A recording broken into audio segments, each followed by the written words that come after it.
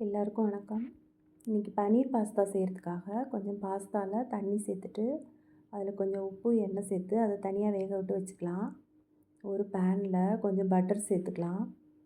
சேர்த்துட்டு பொடியாக நறுக்கின பூண்டையும் அதில் சேர்த்து நல்லா வதக்கிக்கலாம். பூண்டு வதங்கினதுக்கப்புறமா அதில் கொஞ்சம் வெங்காயம்,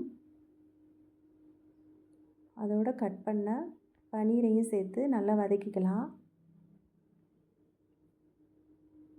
கொஞ்சம் கலர் சேஞ்ச் ஆனதுக்கப்புறமா அதை தனியாக ஒரு பிளேட்டில் எடுத்துக்கலாம். திரும்பவும் அதே பேனில் கொஞ்சமாக பட்டர் சேர்த்துக்கலாம். அதிலே கொஞ்சம் கரம் மசாலா தூள், கொஞ்சம் காஷ்மீரி சில்லி பவுடர் சேர்த்துக்கலாம் கலருக்காக.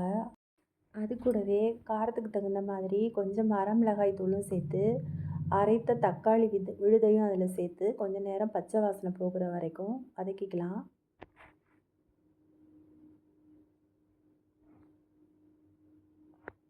கொஞ்சம் கொதித்ததுக்கப்புறம் தேவையான அளவு உப்பு சேர்த்துக்கலாம்.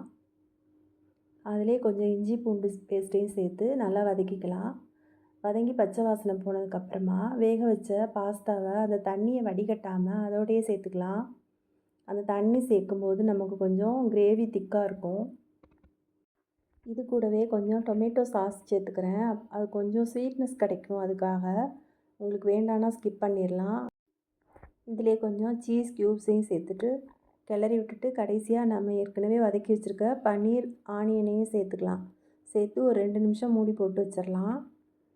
கடைசியாக திறந்துட்டு கிளறி விட்டோம்னா பன்னீர் பாஸ்தா ரெடி ஆயிடுச்சு.